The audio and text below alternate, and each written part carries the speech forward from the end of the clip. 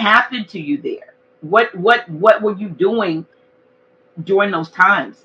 So when I first got caught up and locked up, I remember the voice of sisters that I used to hear give words of wisdom. I was in Cook County Jail. I was in there. I was like on my second or third day in there, and a bald head guy named Hawk came with a sister. I can't remember her name, and they were actually Christians, but she wasn't coming with the dogma. She was coming with raw common sense. And one of the things she said was that stuck with me. And she said, some of y'all finna get a lot of time. She said, but don't worry about that. You can't stop that. You can't lock yourself in. There is no escape, even if you want to. She said, but the best thing that you can do is don't let them take the time from you. Use the time.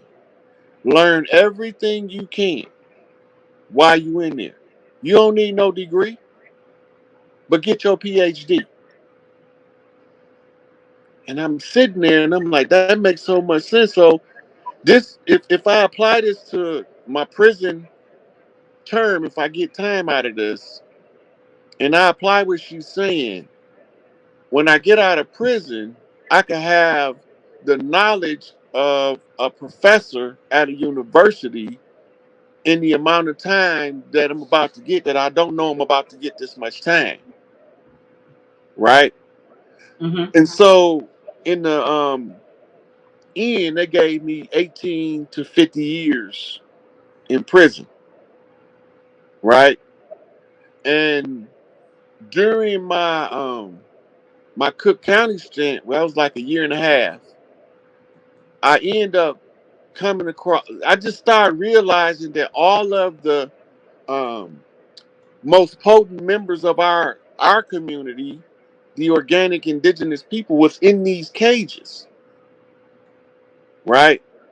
And I got introduced by different ones by different people. Like this the leader of the Maniac Disciples name is Ferg. I met my cousin introduced me to him on our way to court, right?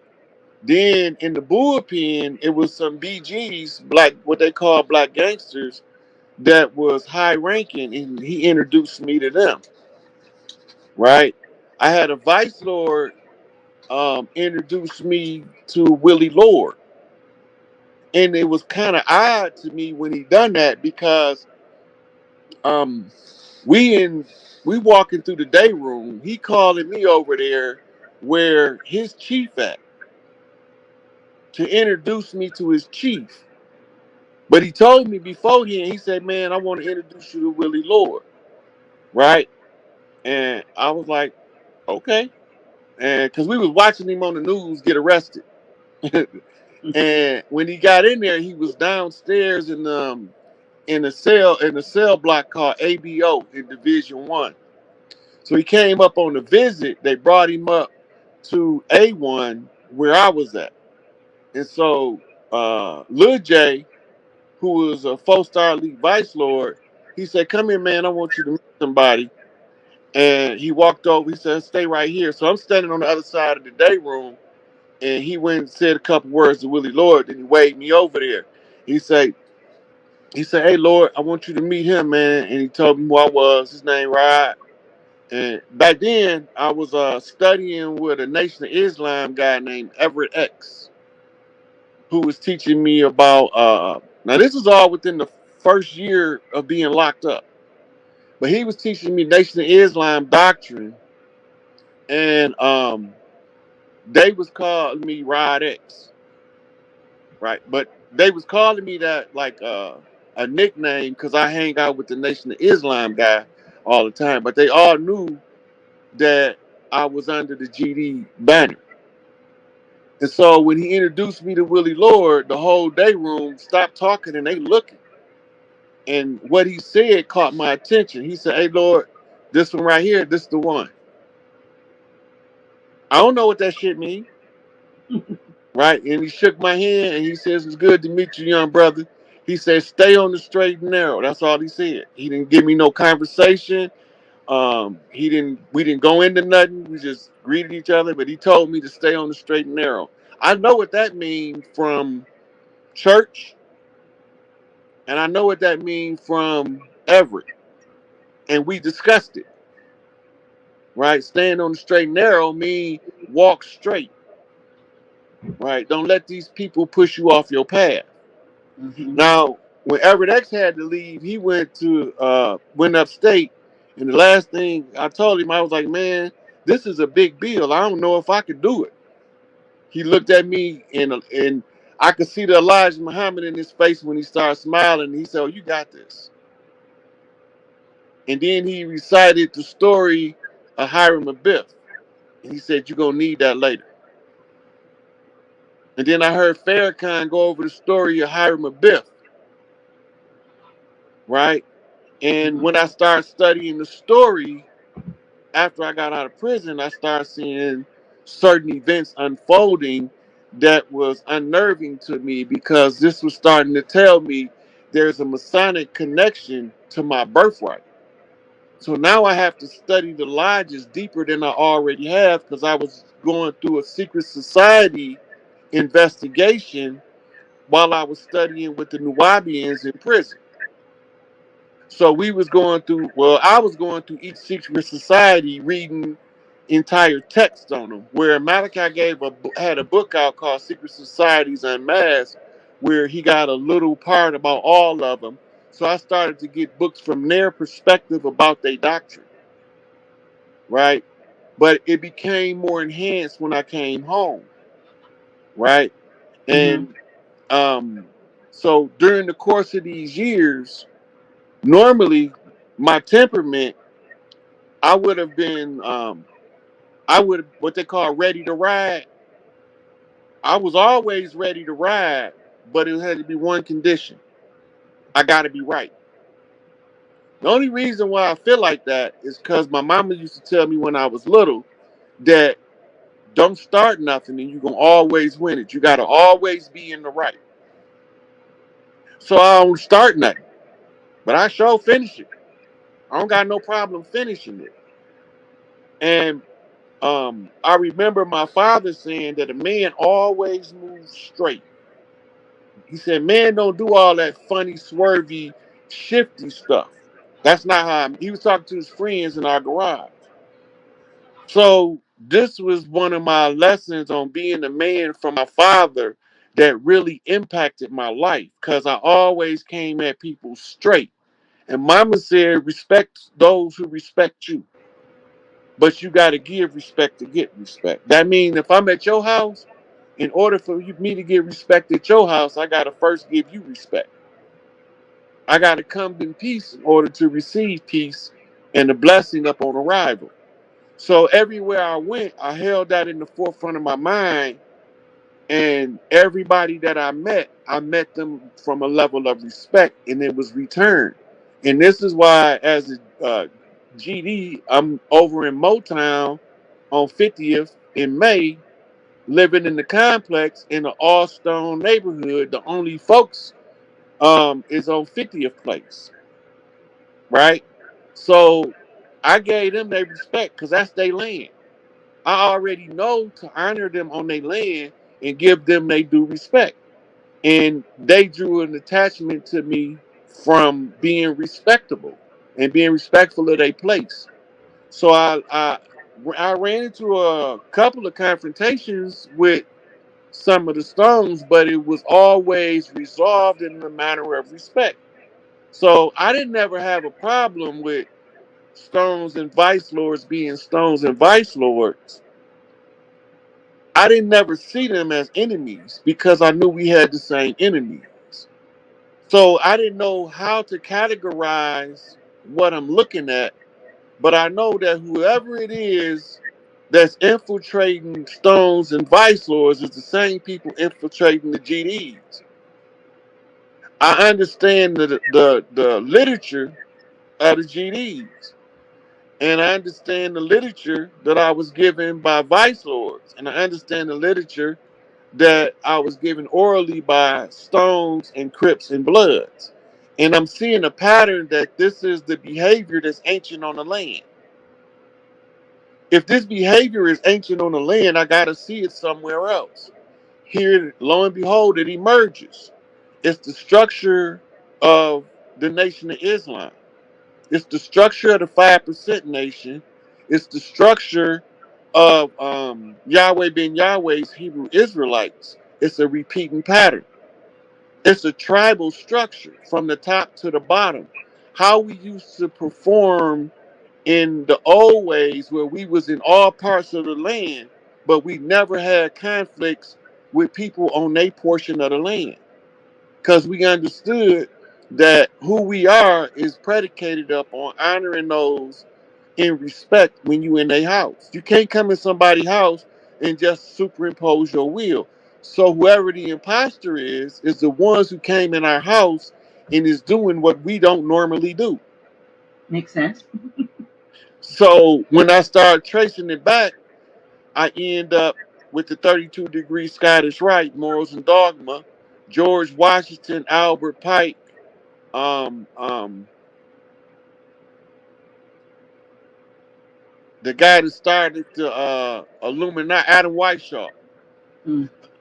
Three different personas of the same person. But most people can't see the pattern. I couldn't see the pattern originally until I was studying forensic profiling and the mechanics of it. And I wanted to do a forensic profile on the biblical God character, which turned out horrible, by the way. Turned out horrible.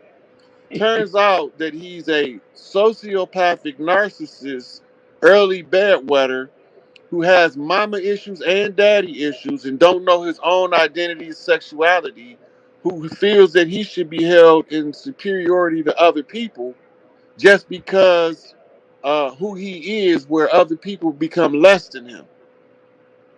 This biblical God character can't be no God. He got to be some kind of mortal masquerading as a God through written literature because that's not the characteristics of the God form. So that came from a Q&A that I had in Saginaw Correctional Facility with some University of Michigan psychologists who came to do a lecture at the prison. And during the course of the lecture, I had asked them, had anybody done a psychological evaluation of the biblical God character because I couldn't find it. And they assured me that as far as they knew, one of them had like 35 years in psychiatry and psychology. One was a psychologist for over 45 years. The other one was a psychiatrist for over 40 years. And none of them had heard of anybody having the audacity to do a psychological profile. In the last since it became known on this character from the Bible. Now, with that, let me just interject my little bit of my knowledge from what I learned versus what I was taught versus what I learned afterwards in awakening process. We see God in the Bible somewhat as schizophrenic and bipolar and can't make up his mind about his love or hatred for his creation, when in fact we're not talking about one being, we're talking about more than one. We're talking Hmm. about at least two majors and then minor But characters okay, who so who that come goes in with back it. to what that's the schizophrenic tendencies and the sociopathic personality disorder. Bobby E. Wright wrote a book called The Psychopathic Racial Personality. That's the God character summed up in under 200 pages. But if he is making this so-called God into one being with all of these personalities, I tend to disagree. I see multiple beings Right, because you're competing looking at it for what the competing. story you're looking at Yeah, it for what the story is saying in its original language. right, right. I'm looking at the God that they given the people In the Bible. in the they saying it's the God of the Bible. The so-called Bible. Well, I mean, they created the Bible anyway, so Right. it is the God But of their even Bible. that, They look, created the Bible. right. But even that, the character, right? We know Hmm that the character comes from a series of gods merged into one person. Well, we call it a condensed God formula. They take all of the gods, give them one name as one person, and you change those names in the translation, and the layman will never know. Right.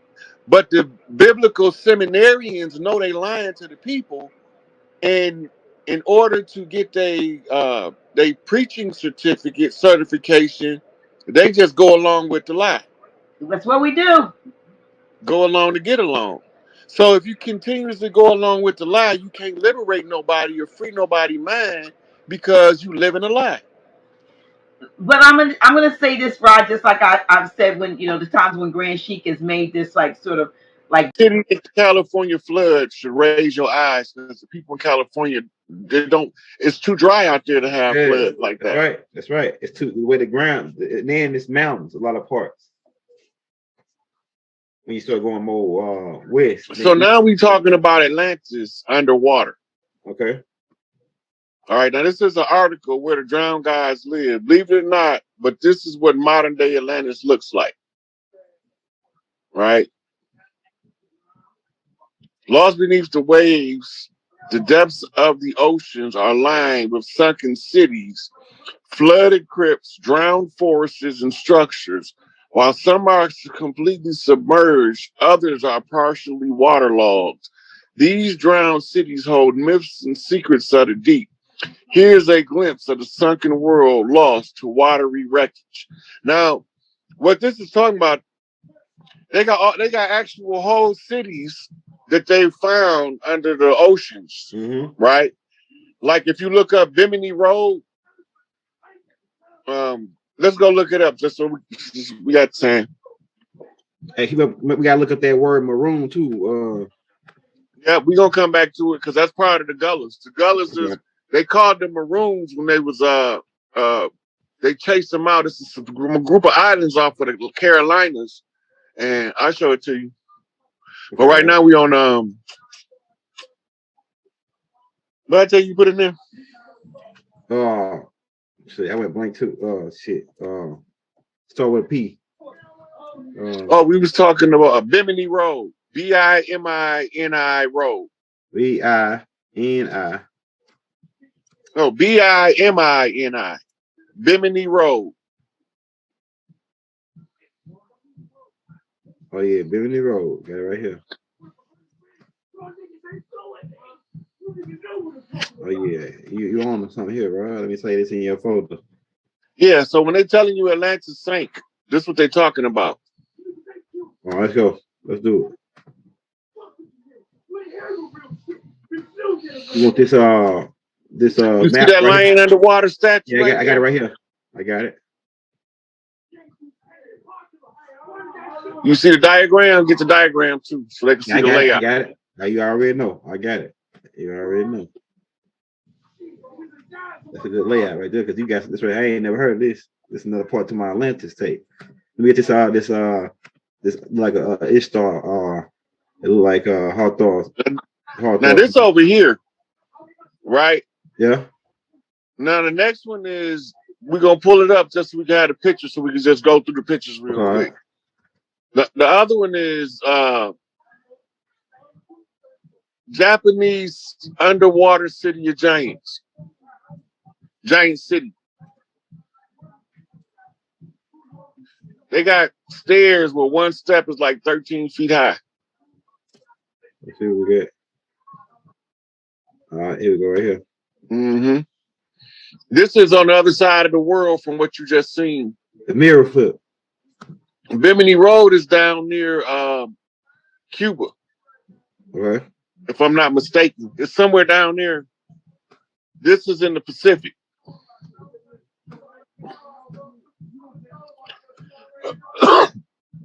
Hey, can it be a 3 mirror flip? So where it's three Oh yeah, we ain't done. Okay. Remember I told you that there was that they rerouted the Nile to fill in the Mediterranean. Yeah, you told me that. Yeah. Watch this. Underwater Alexandria, Mediterranean. Oh yeah, you going somewhere with this one? They believe that they discovered Cleopatra's tomb down there recently in the last couple of months.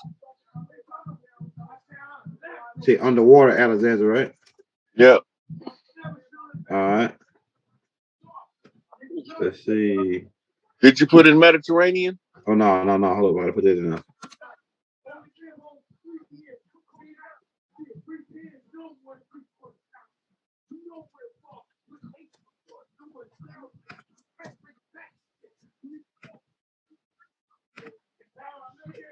It's right here, supposed to be it right here, right? Look, See that right under different that statues. Oh shit, son.